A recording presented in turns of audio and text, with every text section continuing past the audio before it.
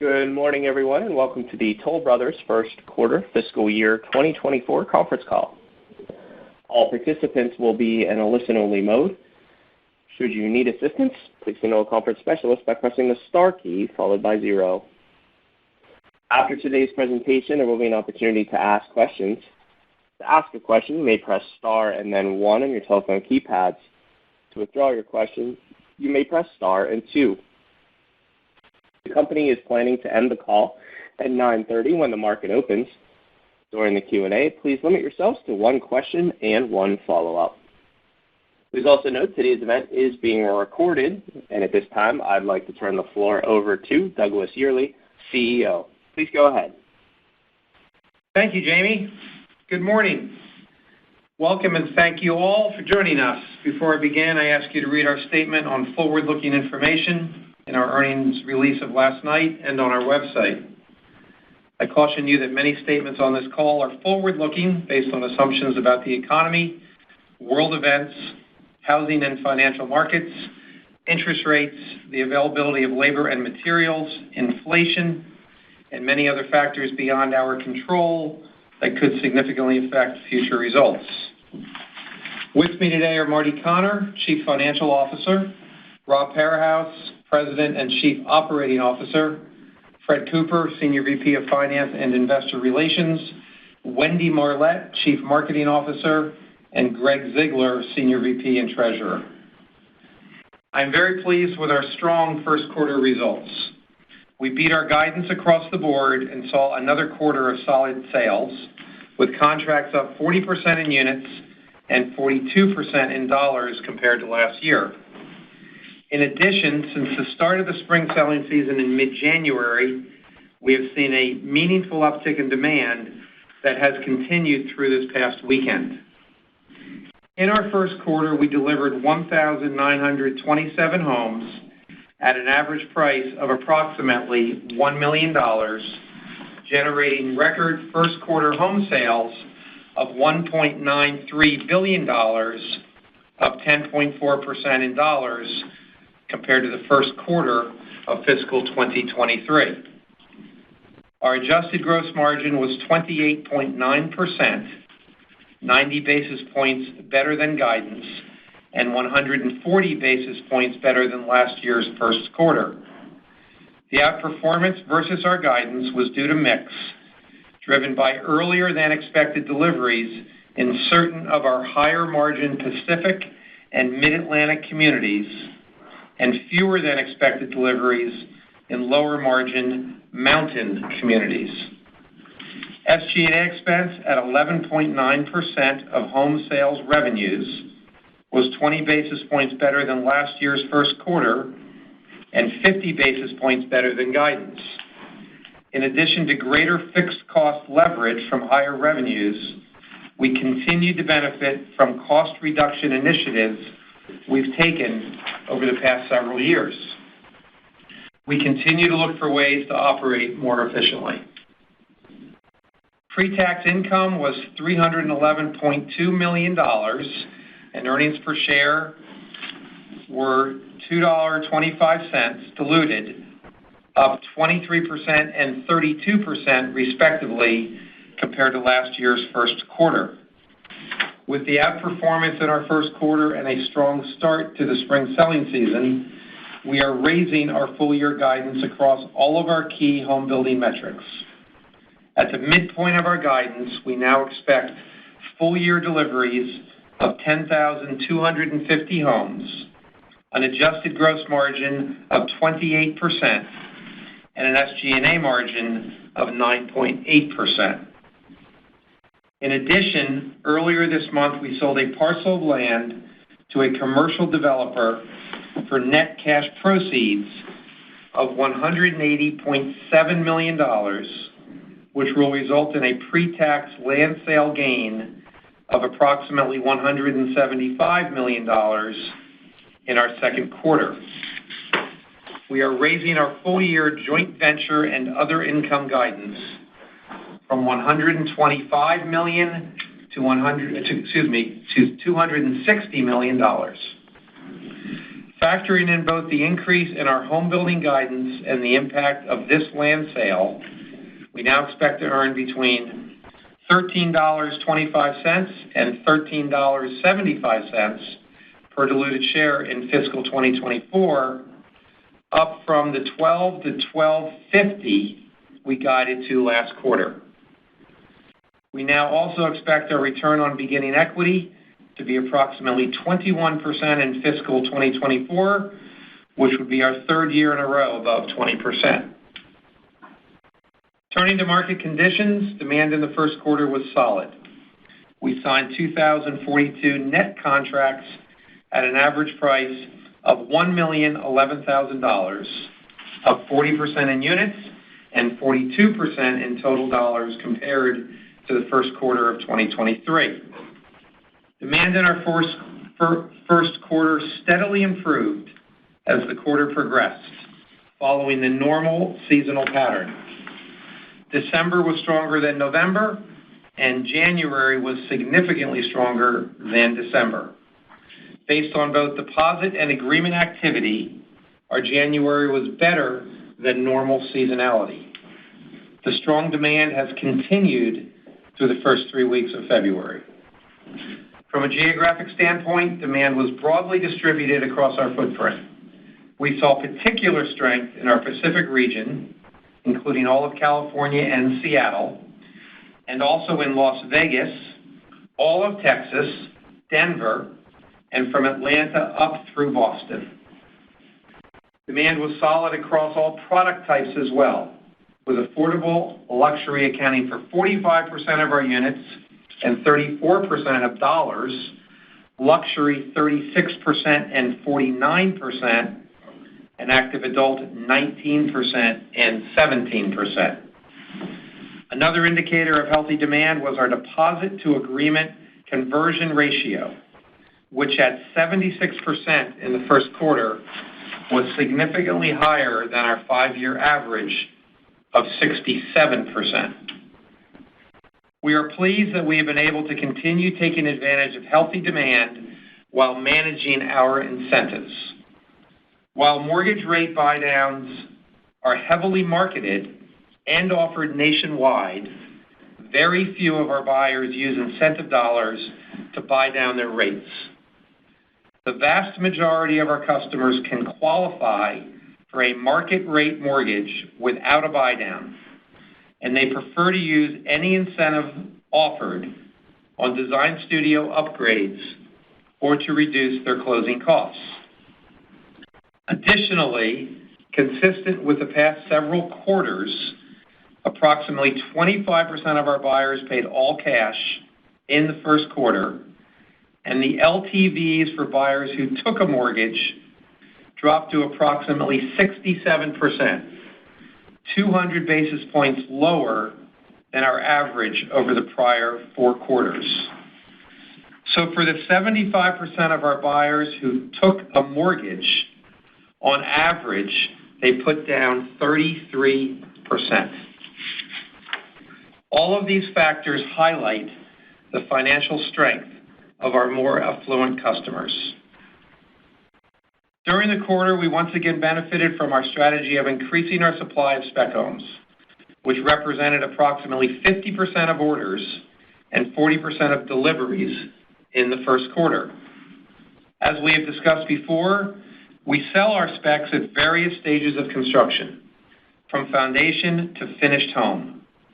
This allows many of our spec buyers the opportunity to visit our design studios and personalize their homes with finishes that match their tastes. So choice, a pillar of Toll Brothers, is still part of our spec strategy. This benefits our margins as design studio upgrades tend to be highly accretive. We are also pleased that our cancellation rate in the first quarter remained consistent with recent quarters at 2.9% of beginning backlog. Our low cancellation rate speaks to the financial strength of our buyers, as well as the sizable deposits they make and how emotionally invested they become as they personalize their new Toll Brothers home. We continue to expect community count growth to help drive results in fiscal 2024 and beyond. In the first quarter, we were operating from 377 communities, 2 more than we guided to last quarter, and we remain on target to reach our year-end guidance of approximately 410 communities, which would be an approximate 10% increase from fiscal year-end 2023. Importantly, we control sufficient land for community count growth beyond 2024. At first quarter end, we controlled approximately 70,400 lots, 49% of which were optioned. This land position allows us to be highly selective and disciplined as we assess new land opportunities. We believe we have a competitive advantage acquiring land at the corner of Main and Main, where very few of the big, well-capitalized publics and privates play. Our main competition for this land tends to be the smaller local and regional builders who are not as well capitalized. Our balance sheet is very healthy with ample liquidity, low net debt, and no significant near-term debt maturities. We also continue to expect strong cash flow generation from operations this year. In addition, as I mentioned earlier, we received $181 million in cash from a land sale at the start of our second quarter. As a result, we are increasing the amount we are budgeting for fiscal 2024 share repurchases from $400 million to $500 million. Longer term, we continue to expect buybacks and dividends to remain an important part of our capital allocation priorities. With that, I will turn it over to Marty. Thanks, Doug. We are very pleased with our first quarter results. We grew both our top and bottom lines and operated more efficiently compared to last year. First quarter net income was $239.6 million, or $2.25 per share diluted, up 25% and 32% respectively, compared to $191.5 million and $1.70 per share diluted a year ago. Our net income and earnings per share were both first quarter records. We delivered 1,927 homes and generated home building revenues of $1.93 billion. The average price of homes delivered in the quarter was $1,003,000. We signed 2,042 net agreements for $2.06 billion in that first quarter, up 40% in units and 42% in dollars compared to the first quarter of fiscal year 2023. The average price of contracts signed in the quarter was approximately $1,011,000. This was up 1.6% year over year and 2.3% on a sequential basis.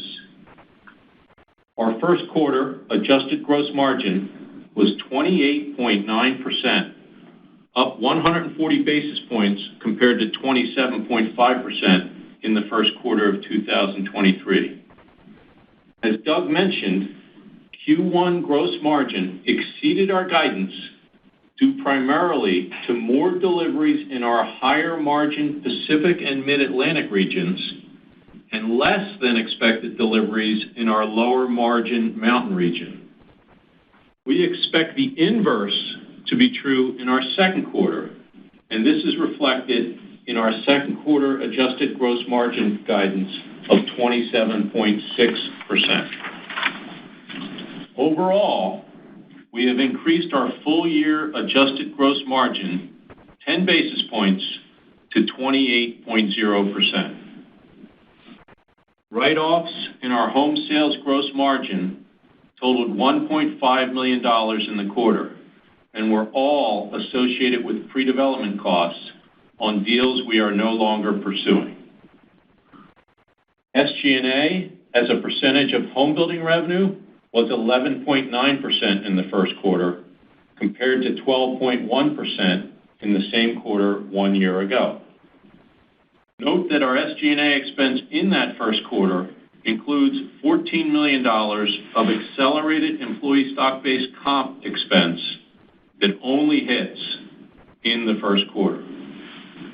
The year-over-year 20 basis point reduction in SG&A margin reflects leverage from increased revenues as well as benefits from tighter cost controls in the face of inflation. Joint venture, land sales, and other income was $8.6 million during the first quarter compared to $16.8 million in the first quarter of fiscal year 23, and compared to our guidance of a $10 million loss. We exceeded our guidance due primarily to better than expected results in our mortgage unit and higher than projected interest income. Our tax rate in the first quarter was 23%. We're about 300 basis points lower than guidance due to the accounting benefit of stock compensation deductions, which we do not expect to repeat at the same level for the rest of the year. We ended the first quarter with over $2.5 billion of liquidity, including approximately $755 million of cash and $1.8 billion of availability under our revolving bank credit facility. Our facility has 4 years until maturity. Our net debt to capital ratio was 21.4% at first quarter end, down from 27.5% 1 year ago. We have no significant maturities of our long-term debt until fiscal 2026, when $350 million of notes come due in November of 2025. Our community count at quarter end was 377 compared to our guide of 375. Looking forward, our guidance is subject to the usual caveats regarding such forward-looking information. We are projecting fiscal 2024 second quarter deliveries of approximately 2,400 to 2,500 homes, with an average delivered price of between $1 million and $1,010,000. For fiscal year 2024, we are increasing our projected deliveries to be between 10,000 and 10,500 homes, with an average price between $940,000 and $960,000. As I noted earlier, we expect adjusted gross margin to be 27.6% in the second quarter and 28% for the full year, 10 basis points better than our previous full year guidance. We expect interest in cost of sales to be approximately 1.3% in the second quarter and for the full year. This is also a 10 basis point improvement from our earlier guide. We project second quarter SG&A as a percentage of home sales revenues to be approximately 9.7%.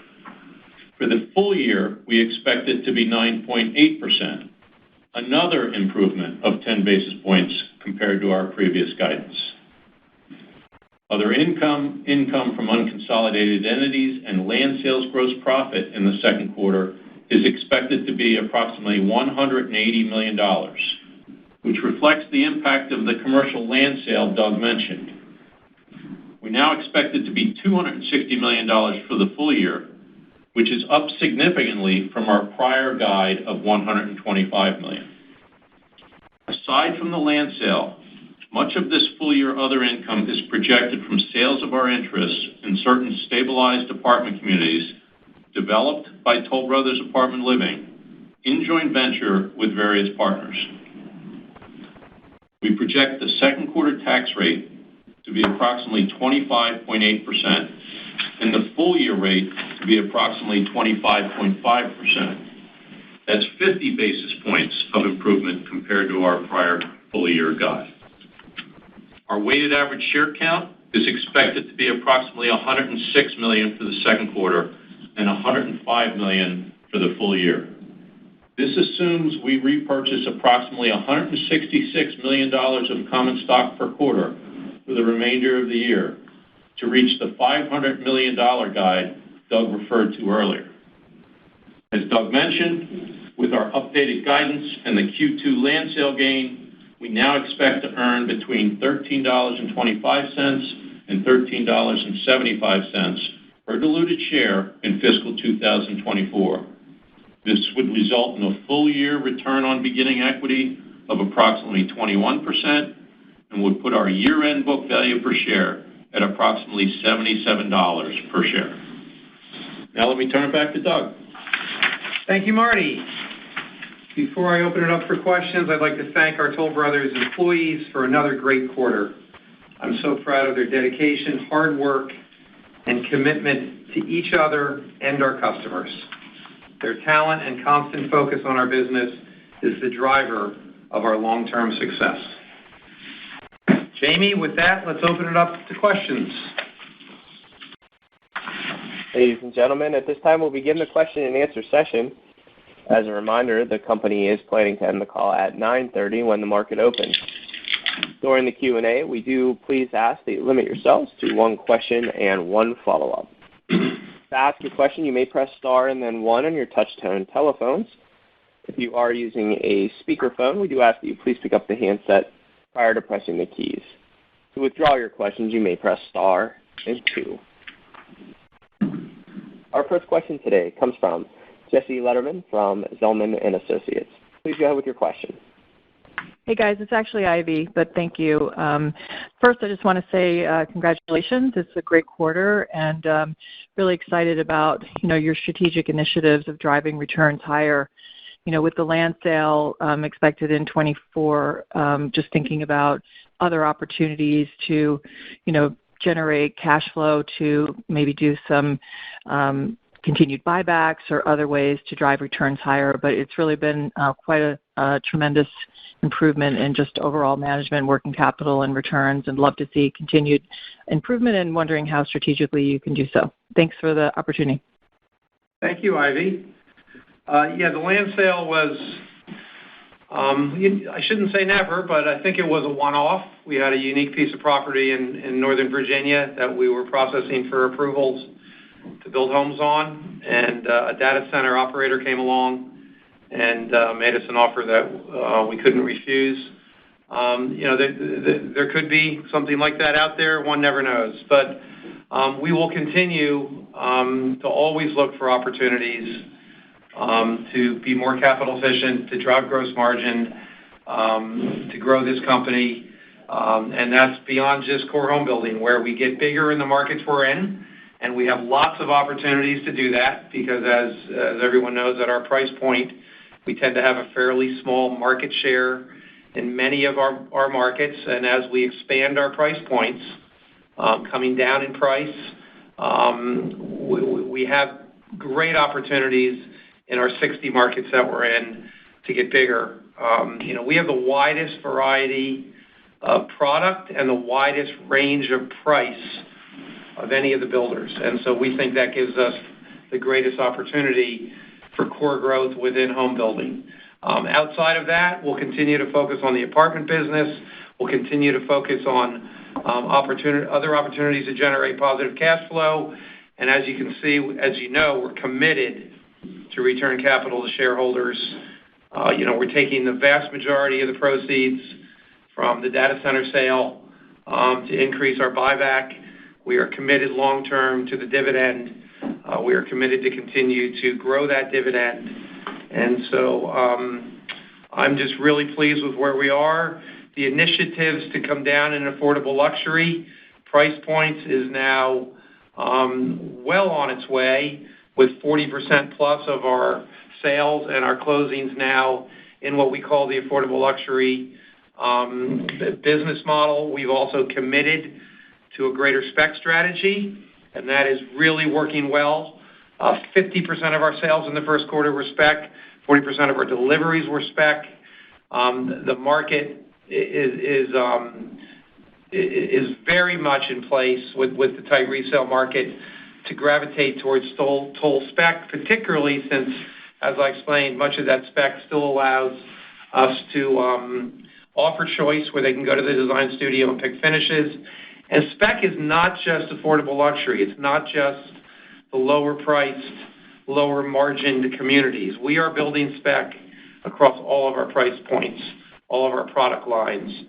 And so you gave me a general question. I gave you a general answer. No. It's really helpful. I think one thing that you've also done is a significant debt reduction, which the balance sheet is the best position it's ever been in.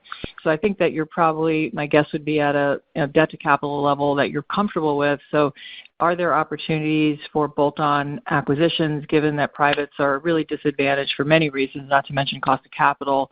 Or is it more likely that you'll continue to grow organically and focus on share buyback to be capital efficient and generate higher returns? Yeah, thank you. We're always in the conversation on M&A. We've acquired 15 builders in 30 years. We're very selective. I'm very happy with our geographic footprint, so I can't tell you that there's 5 or 10 markets out there that we really want to get into where you use M&A most often to enter a new market.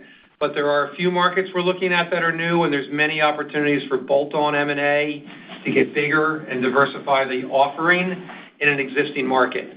About 5 of our 15 acquisitions were in existing markets, so those opportunities still exist. You're right, the M&A market has heated up a lot, and we are certainly studying opportunities. But I think you're going to see more with capital return to shareholders with TOL than you're going to see new M&A. Great. Well, good luck, guys. Thank you. Thanks, Ivy. Our next question comes from Sam Reed from Wells Fargo. Please go ahead with your question. Awesome. Thanks so much, guys, and congrats on the quarter. I wanted to touch on the updated delivery guide for 24. Yeah, it clearly shows you're seeing some momentum into spring, but my question is kind of help us gauge the level of conservatism that might be embedded in that outlook. And what would we need to see specifically in March and April for you to be comfortable to take that number up again?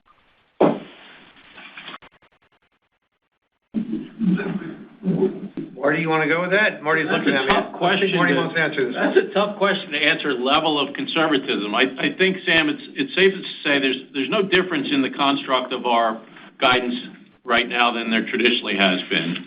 I think, obviously, if we see a really strong March and April, particularly with our spec strategy, that could result in additional deliveries beyond the guide that we've given. But we're very comfortable with the guidance we've given, and we'll update it in 3 more months.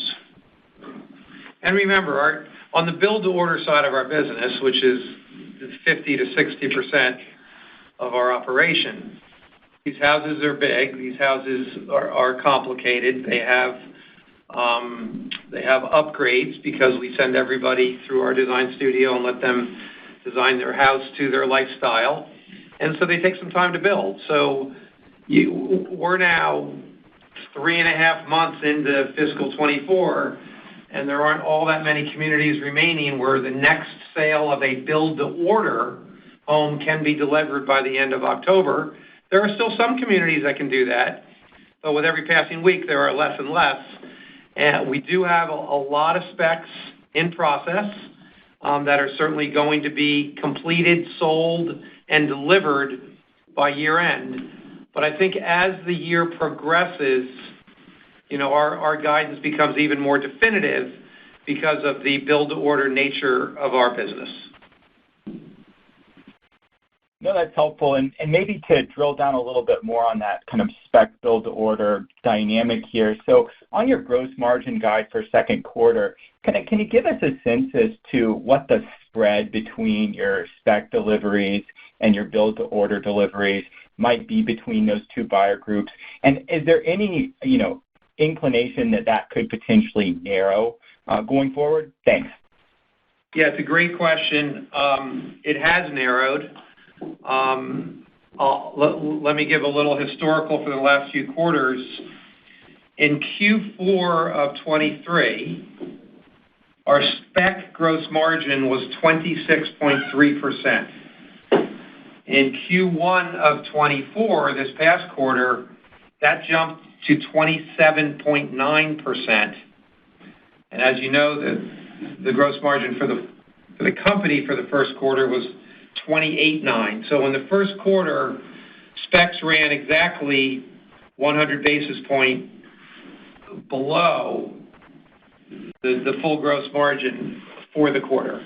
Now, some of those specs came out of the West, out of the Pacific region, California, and were more expensive and had a higher embedded gross margin in them. But we are definitely encouraged by the increase in spec gross margin over time here, and we think that will continue. So in terms of the second quarter guys, I think it's probably fair that 100 basis point difference is about where we'll be. I think so. Yeah, I think so. It might be a little wider than that because we expect less from the Pacific. Right. But again, it depends to a certain extent on how strong the spring is and what we do with pricing as we progress. Right. And please understand, our business strategy and our business modeling is for the spec business to have a lower gross margin. We expect that. The specs tend to be built on the more average lot that doesn't have the high lot premium. We save that very high lot premium for the build-to-order business where that client will spend a lot more money in the design studio. We also, while we upgrade the spec homes, we don't take them, in some cases, to the level that the client will in a build-to-order purchase. And we also know that some of the spec inventory does make its way all the way to the end where it's a completed home that is unsold.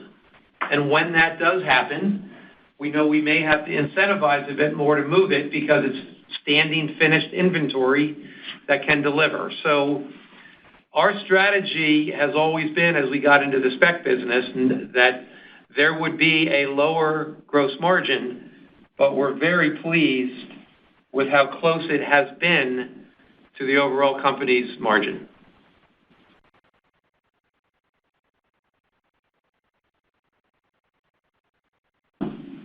Our next question comes from Stephen Kim from Evercore ISI. Please go ahead with your question. Yeah, thanks very much, guys. Appreciate all the color. And just wanted to zoom the lens out a little bit and try to get a sense for maybe if 2024 is a year where we can see some of the dust settle on rates and some of the volatility subside. If we could focus a little bit more on what your longer-term targets are and how you seek to operate the business. Let's start with what you just were talking about with an increased spec mix. I would assume that would allow you to run at a higher level of absorptions or sales per community. I think that you've talked in the past about, something in the 24, 25 per year range. I was curious as to whether or not, if this spec strategy is something that's going to be a going forward kind of a thing. We might see that more approach, something like 30 a year, how you sort of feel about that. And also whether we might see your backlog turnover ratio also sort of, remain or move higher, let's say, into the 40s on backlog turns. I'm not talking about the next quarter. I'm not even talking this year. I'm just talking about in general going forward. Great question, Stephen. You're spot on. We delivered 27 homes per community in 2023, and we expect to be at 27 to 28 homes per community in 2024. In 23, we did 23 or 24. Yes. In 24, we're doing 27. Did I not say that? I think you said 23 twice. I'm sorry, you said 27 twice. My apologies. 24 per community in 2023 and 27 to 28 per community in 2024.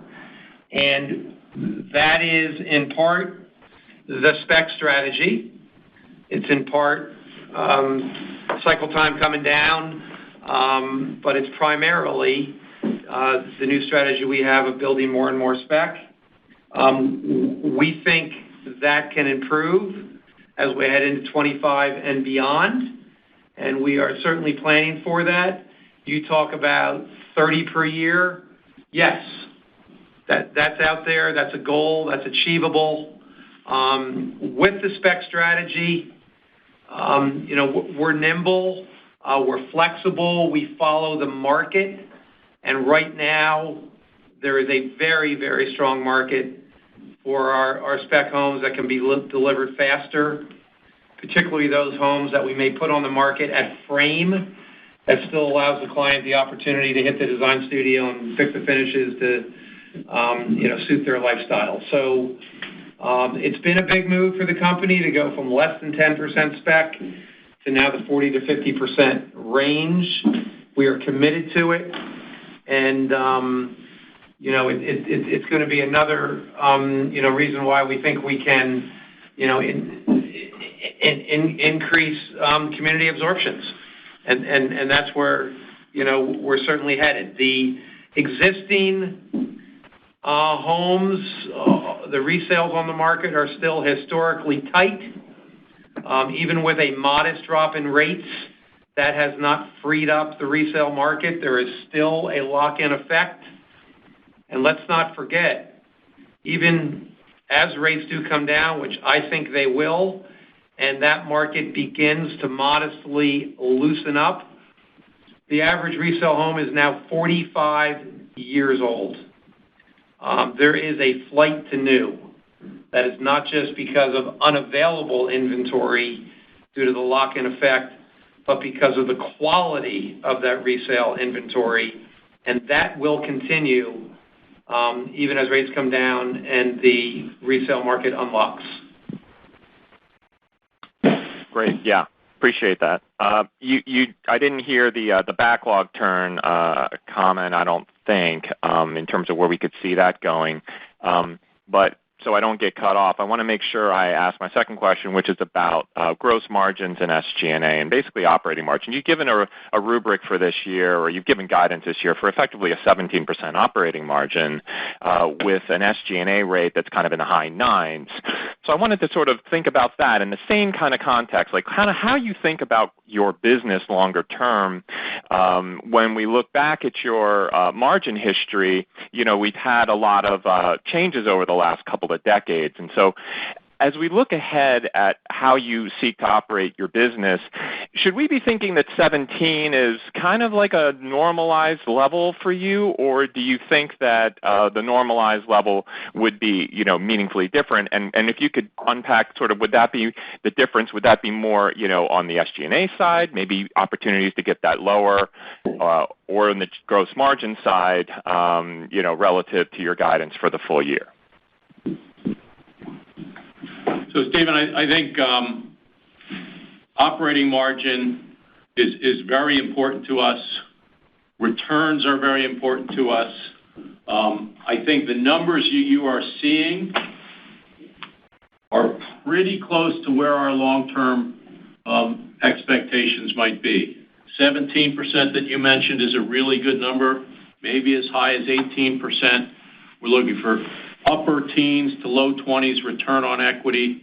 I want to throw in a shout out there for JV, other, and land sales as it relates to generating returns as well, because it is something we have a history of doing.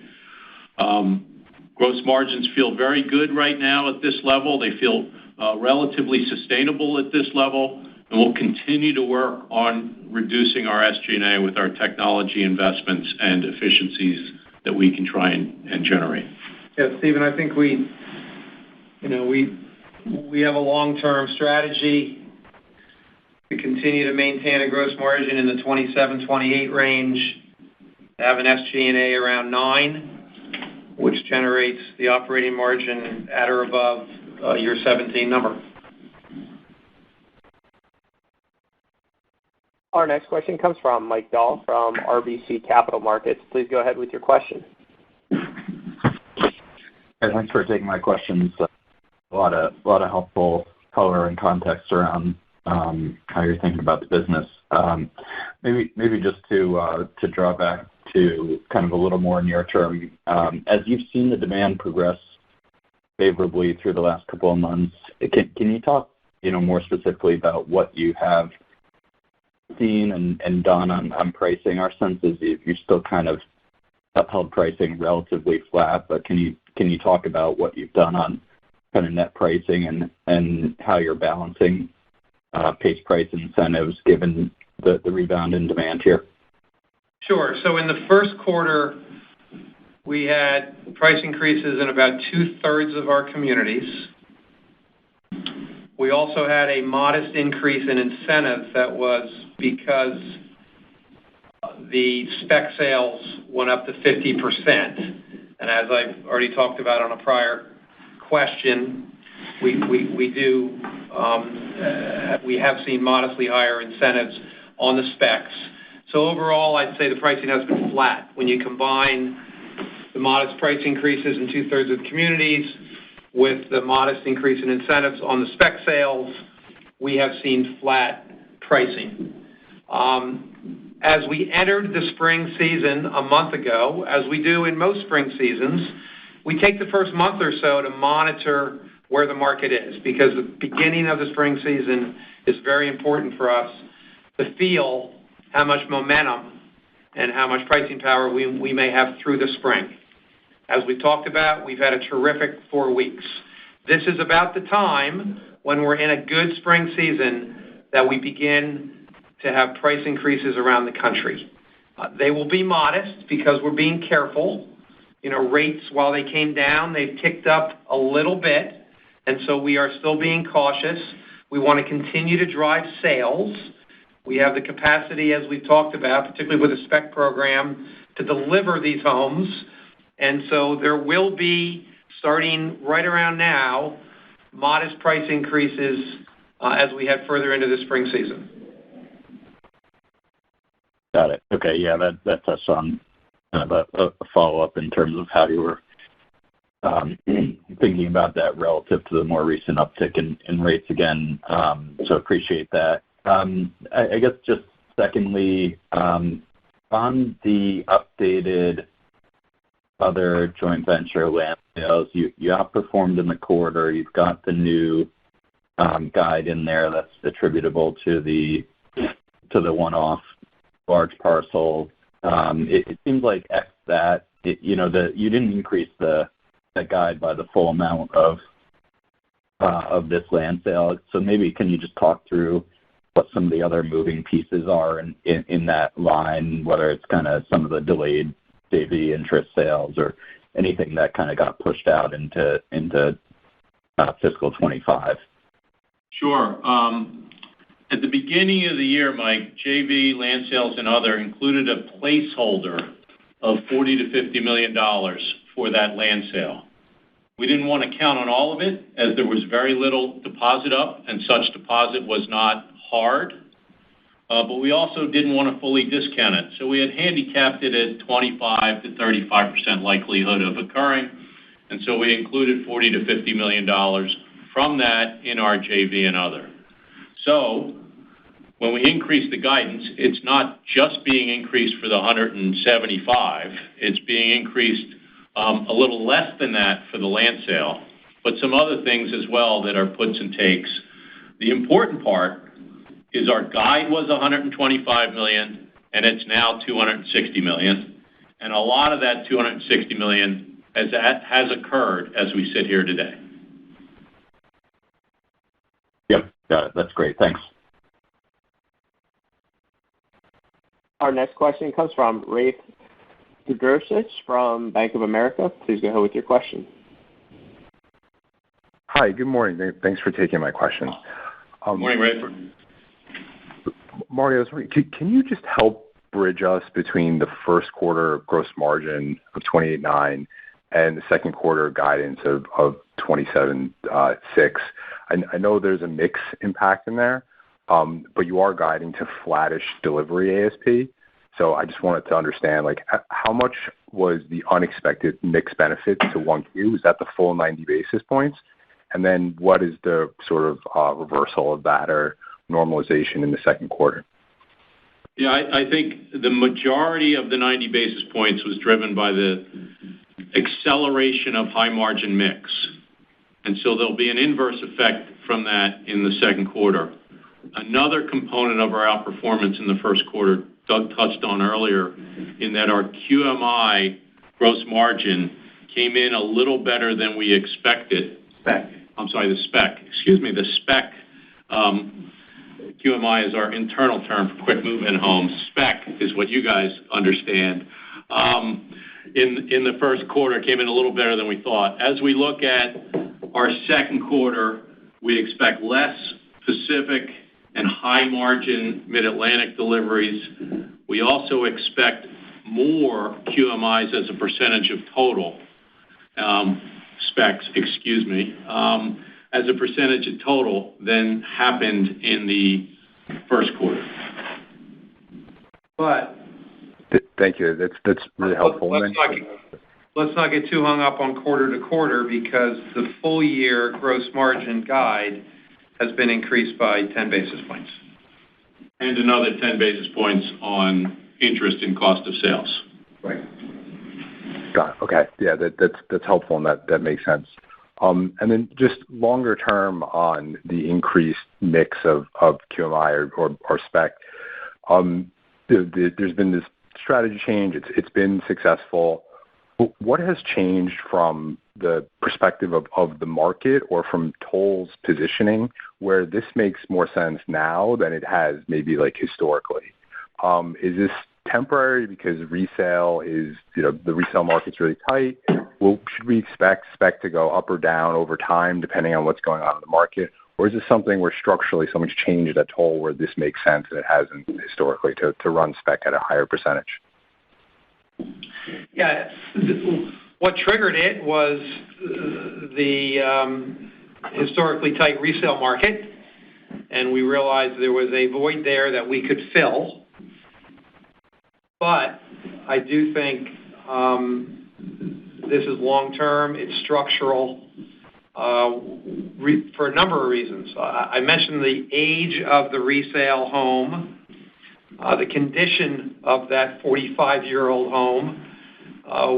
We have a number of people sitting around this table here that have taken themselves out of the market because they can't find a home of decent quality out there on the resale market. We've also expanded our geographic footprint. We have come down in price. While we're building spec, as I mentioned, at all of our different price points, I think the confidence we got from having more affordable luxury communities that naturally would have more spec opportunities also helped us move this strategy along. So, I think it's here to stay. I can't tell you that it'll be 40 to 50% at all times. But it started because of the tight market, and now we're rolling. We're very confident in it. And, we define a spec as foundation forward, and we have a strategy in place to put houses on the market at different stages of construction, allowing the client, in many cases, as we've talked about, to still take advantage of one of the real pillars of TOL, which is choice. We have 35 design studios around the country. The buyers go in there and they pick all their finishes. And for us to still offer that, but do so with a faster delivery because the house is partially built when they buy it, I think it's here to stay. I think there's been some change in consumer preference. Our homes are really good and attractive and well decorated and well appointed and well designed for today's lifestyles and interests. The resales that are out there, many of them need work. You have to get somebody to do that work. You have to have the money to pay for that work after buying the house. And so I think the consumer is gravitating to new, as Doug mentioned, and what we offer is pretty attractive. The cycle times are down a couple months. The spec business is driving higher IRR.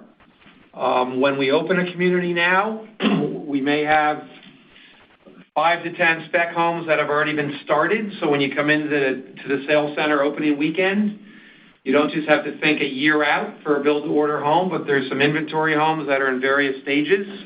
We get the revenue quicker that way, too. So I think, we are confident that this will continue to be a big part of our strategy as we continue to obsess with being America's luxury home builder and to focus on the brand. We will not let the spec strategy in any way bring down quality or take away choice or the special sauce of Toll Brothers.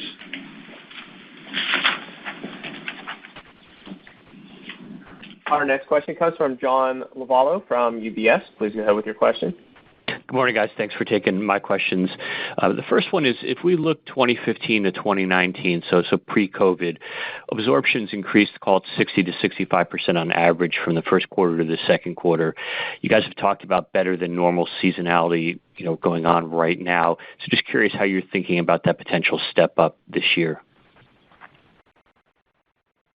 So I mentioned that January had outsized sales to December and November, looking at past trends. And February is following normal seasonality that we have seen looking back at historic trends.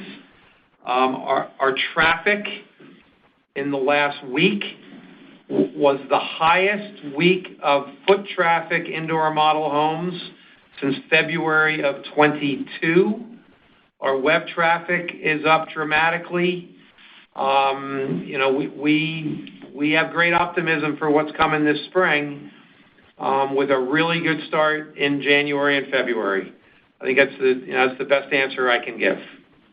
Okay, no, that's helpful and encouraging. All right, if we look at the first quarter, or actually the first, I guess the delivery ASP that you guys are talking about is slightly north of $1 million here in the coming quarter. And if we think about sort of the full year guide of $940 to $960, that would imply a pretty good step down. Curious, you guys did talk about mix. Is that the largest driver here, or are we missing something? It's all. It's the entire driver. Our strategy from a few years back to come down in price to pick up bigger market share is now in place and is coming through in deliveries. So we are celebrating this drop in price because the strategy is working, and so that's it. It's 100% mix. And that mix shift is more south, more mid-Atlantic, a little bit more affordable luxury, and a little bit more age-targeted, age-restricted than the first half of the year. Helpful. Thank you, guys. Welcome. Our next question comes from Michael Rehaut from J.P. Morgan. Please go ahead with your question. Thanks. Good afternoon, everyone. Thanks for squeezing me in before the end of the hour. First, just wanted to circle back on the comments around gross margins, where you said that you think gross margins can be sustainable going forward at 27-28%. Obviously a lot of builders have kind of been working through or in the process of working through maybe a little bit of a reset from slightly higher price land over, that was purchased, perhaps also some higher development costs over the last couple of years, and seeing a little bit of normalization. Your comments would kind of suggest kind of staying at this higher level versus prior years, maybe a little bit of slippage if you kind of say 27 to 28 and you're still at 28 for fiscal 24. But just want to make sure we're thinking about that right, and really what's driving this higher level of gross margin, maybe a little bit of slippage in 25 to the midpoint of the range perhaps, but what's driving that higher level of gross margin today versus prior years, and could you have any risk of slippage more similar to your peers? Mike, I think we're in a unique position when it comes to land buying, and I know we're in a unique position when it comes to our underwriting thresholds. 50% of our own land was contracted for before December of 2020. And as our underwriting is fairly simple. And we do a combo score, we call it, between IRR and gross margin. That combo score, depending on the market and the performance of the team, and whether the lots are improved and therefore have less land development risk, or whether there's a long entitlement process and therefore the deal may be a bit more speculative or expensive to get to the finish line, that ranges from the low to mid 50 combo to 60 plus combo. And by that I mean you're adding up IRR plus gross margin. And we see deals regularly. In fact, we require deals regularly to have gross margins, north of 25 and IRRs north of 25, and we're still seeing good deal flow. And we are conservative in our underwriting. We don't build home price appreciation in to the model. We have big contingencies on land development costs because we know land development costs are still running away from the industry a bit. And I think the main reason for it, not only do we have great land teams around the country who are incredibly hardworking and diligent, but we generally, at the corner of Main and Main, where we build, do not compete with the large publics and privates that are well capitalized and are accepting significantly lower returns to grow their companies. We compete at our price point in our locations with small, local, and regional builders who have lost their banking relationships with the regional banks, who are undercapitalized, who cannot write the big check, and we have an easier time finding the land. And that's just proven out by the 20 to 25 land deals I get every Sunday night that I still review that have good, solid returns. That's what gives us the confidence. Right. We have 70,000 lots, so maybe we don't have to be as aggressive in the next lot as some others might have to. And remember, there's $150,000 of upgrades being put in these houses by our client, and those upgrades are highly accretive to our company's gross margin. So we are driving. Now that goes in the underwriting, of course. As we buy land, we know we're going to sell those upgrades. But that is driving an added margin because choice deserves an added margin. It's more difficult. It takes longer. More can go wrong. So we expect and we deserve that higher margin.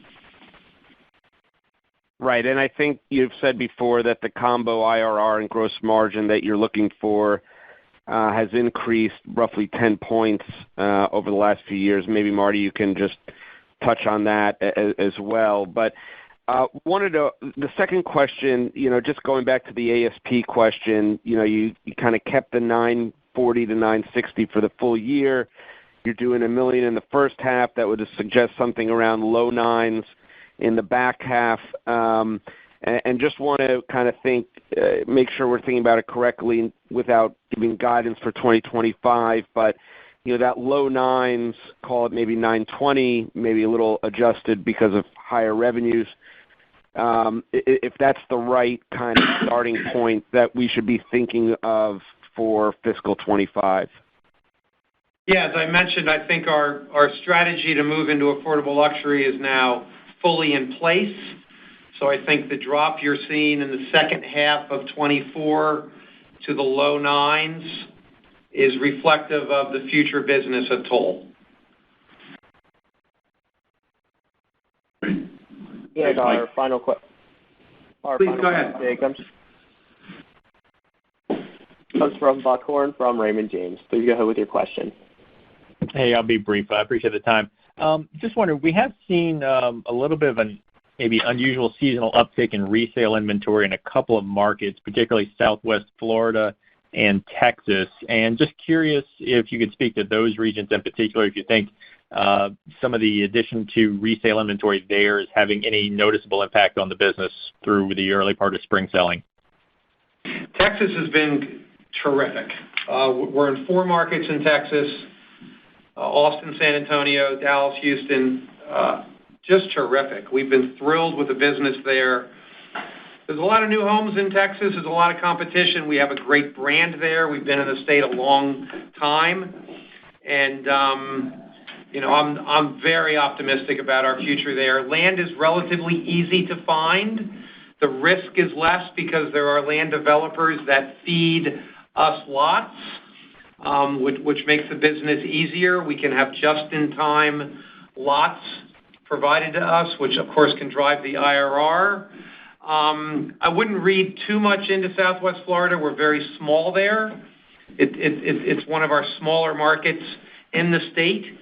But Florida, we call it Florida West, which is really Naples up through Fort Myers. And that is having a really good February. In fact, Florida East, which we call Fort Lauderdale up through Stewart, is also having a really good February. As the snow falls in the north and the Midwest, the plains head south, and we're taking advantage of that. That's fantastic. Thanks for the color. All my other questions are answered. So congrats and great quarter, guys. Thanks very much. I think, is that a wrap? Or Jamie, how are we doing? Yes, sir. That will conclude today's question and answer session. I'll turn the floor back over to you for any closing remarks. Jamie, thanks. You've been great. Thanks, everyone, for your interest and support. As always, great questions. We're always here offline to answer any follow-ups you may have. And thanks again. Take care. And with that, ladies and gentlemen, we'll conclude today's conference call and presentation. We thank you for joining. You may now disconnect your lines.